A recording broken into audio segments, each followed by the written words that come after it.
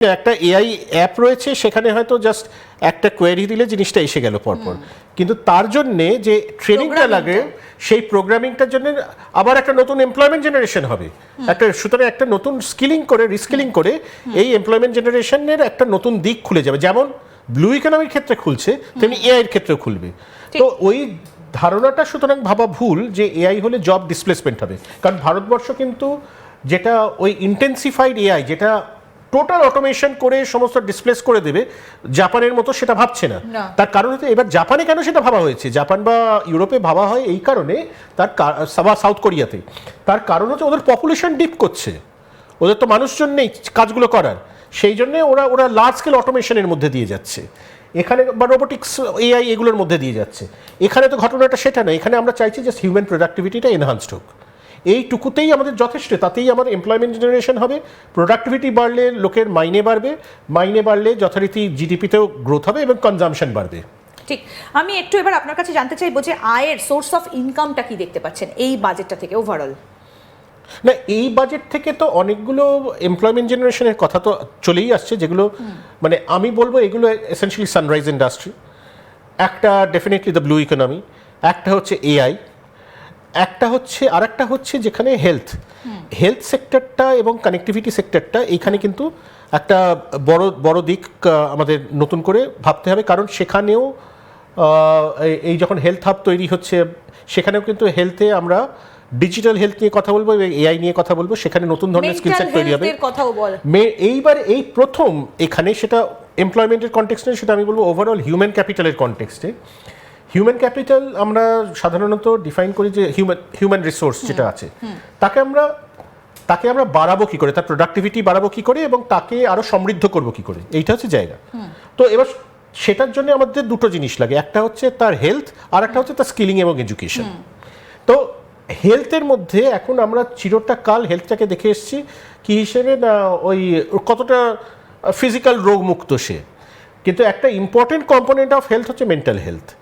সুতরাং আজকে যে মেন্টাল হেলথের কথাটা এসছে, সেখানে তার মানে একটা হেলথ এবং হিউম্যান ক্যাপিটালে আমরা একটা ইন্টিগ্রেটেড অ্যাপ্রোচ নিচ্ছি, অর্থাৎ হেলথ মানে হচ্ছে ফিজিক্যাল হেলথ, মেন্টাল হেলথ, এবং অ্যাপার্ট ফ্রম দ্যাট আমার তাকে যদি স্কিলিং করতে হয়, তাহলে এই ডোমেনগুলো তাকে স্কিল সেট তৈরি করতে হবে, এবং সেইগুলোতে আমাদের এমপ্লয়মেন্ট জেনারেশন হবে আর প্রোডাক্টিভিটি বাড়বে। তো ওভারঅল যদি বাজেটের স্পিচের মধ্যে দিয়ে আমি যদি মেসেজগুলোকে বের করতে চাই, তাহলে আমি দেখব যে 3-4টে জিনিস পরিষ্কারভাবে বেরিয়ে এসছে। একটা হচ্ছে যেটা উনি প্রথমেই বলছেন প্রোডাক্টিভিটি গ্রোথ, আর একটা হচ্ছে হিউম্যান ক্যাপিটাল ডেভেলপমেন্ট। আমি হিউম্যান রিসোর্স ডেভেলপমেন্ট কথাটা ব্যবহার করলাম না, আমি হিউম্যান ক্যাপিটাল ডেভেলপমেন্ট কথাটা ব্যবহার করলাম। এবং 3 নম্বর হচ্ছে যেটা ইকুইটি বা ডিস্ট্রিবিউটিভ জাস্টিস, যেটা সবকা সাথ সবকা বিকাশ। ঠিক। আমি আর্যর কাছে যাই এবার। আর্য, অত্যন্ত গুরুত্বপূর্ণ যে বিষয়টা এবার আসবো, সেটা হচ্ছে ভারত হচ্ছে বিশ্বের অ্যানিমেশন হাব, এবং এই অ্যানিমেশন হাবটার কথা বলা হয়েছে, এবং তার জন্য একটা স্কিল ডেভেলপমেন্টের কথা বলা হয়েছে। মূলত এর মধ্যে কোন কোন জায়গাগুলোকে আনা হয়েছে? এটা প্রথমবার বাজেটে অ্যাড্রেস করা হচ্ছে, যেটা অরেঞ্জ ইকোনমি, যে ক্রিয়েটিভ ইকোনমি, এই শব্দটা নতুন শুনলাম আমরা। এই ক্রিয়েটিভ ইকোনমিটা বিশাল ভ্যালু হোল্ড করে। আপনি দেখুন আজকে মানে হলিউড এবার আসবে এখানে সিনেমা বানানোর, ওইভাবেও দেখতে পারেন, বা ক্রিয়েটার ইনফ্লুয়েন্সার, এই যে ম্যাসিভ ইকোনমিটা ক্রিয়েট হচ্ছে, যে তাদেরকে তো আমরা ক্যাপচার করছি না। যে এই ধরুন আজ যদি কাউকে ক্রিয়েটার হতে হয়, তার কোনো ডিফাইন্ড পাথ নেই, অন্যরা তো স্কিলিং ট্রেনিং প্রোগ্রাম দিয়ে যাচ্ছে, তো সেই ক্রিয়েটিভ পাথটা কীভাবে নেওয়া হবে? এবার এখানে অ্যানিমেশন, ডিজাইন, গ্রাফিক্স এইগুলোকে আনা হয়েছে। বলা হচ্ছে 2030-এর কাছাকাছি গিয়ে প্রায় 20 লক্ষ ভারতীয় এই সেক্টরটা জড়িত থাকবে। তো তাই জন্য কী করা হচ্ছে, স্কুল কলেজে অডিও ভিজুয়ালের জন্য ফান্ডিং দেওয়া হচ্ছে, একটা ইস্টার্ন রিজিয়নে বলা হচ্ছে ন্যাশনাল ইনস্টিটিউট অফ ডিজাইন বানা হবে, প্লাস প্ল্যান্ড ইকোনমিক জোনস করা হচ্ছে। তো এটা খুবই দরকার ছিল আমার মনে হয়, কারণ কি এই ক্রিয়েটিভ ইকোনমিটা যত তাড়াতাড়ি আমরা ক্যাপচার করতে পারবো আর একটা ফর্মাল ফ্রেমওয়ার্কের মধ্যে আনতে পারবো, সেটাকে তত আমরা বেশি গ্রো করাতে পারবো। এটা নয় যে এটা শুধু অ্যাকাউন্টিংয়ের জন্য, এটা হচ্ছে ইন্ডিয়ার যে গ্রোথ ফোর্সটা আছে সেটাকে আরও জোর দেওয়ার জন্য, সেটার বেগটা বাড়ানোর জন্য। এই কনটেক্সটেই বলি, কারণ এই ক্রিয়েটিভ এইটা একটা বড় জায়গা, যেটা এমপ্লয়মেন্ট জেনারেশনের কথা প্রশ্নটা যে করলে, তার মানে আমাদের এখন যে নতুন নতুন জায়গাগুলো ডেভেলপ করা হচ্ছে, আমরা ব্লু ইকোনমি বললাম, আমরা ডিজিটাল ইকোনমি বললাম, ডিজিটাল সোসাইটি বলছি, আমরা ক্রিয়েটিভ ইকোনমি বলছি। আর একটা ফোর্থ ফোর্স আছে যেটা এই বাজেটে অ্যাড্রেস করা হয়নি, সেটা নানানভাবে আরও দুটো ফোর্স অ্যাকচুয়ালি কাজ করতে পারতো। আগে অ্যাড্রেস করা হয়েছে, আগের বাজেটে বলা হয়েছিল, অথচ এটাতে সেভাবে আসেনি। একটা হচ্ছে কেয়ার ইকোনমি।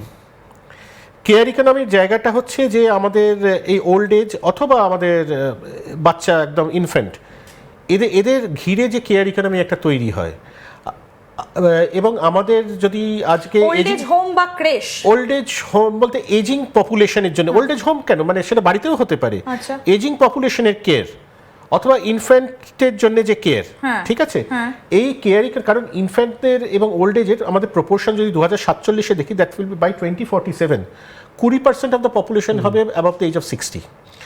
সুতরাং যদি মানে আজকে যদি 1.4 বিলিয়ন পপুলেশনই দেখি, সেটা হয়তো আমাদের তখন 1.6-1.7 বিলিয়নে যাবে, অর্থাৎ প্রায় 34 কোটি মানুষ কিন্তু তখন বৃদ্ধা।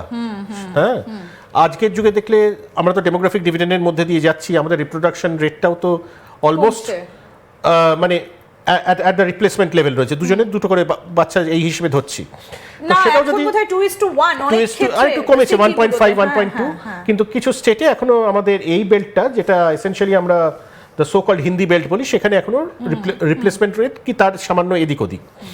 তো এবার এই জায়গাতেও একটা ম্যাসিভ, এবার হাজব্যান্ড ওয়াইফ দুজনে চাকরি করছে, এখানে একটা কেয়ার ইকোনমির কিন্তু একটা ম্যাসিভ অপরচুনিটি দরকার। রয়েছে, এবং স্কিলিং, তাদের সেটার জন্য একটা অ্যাডিশনাল স্কিলিং দরকার।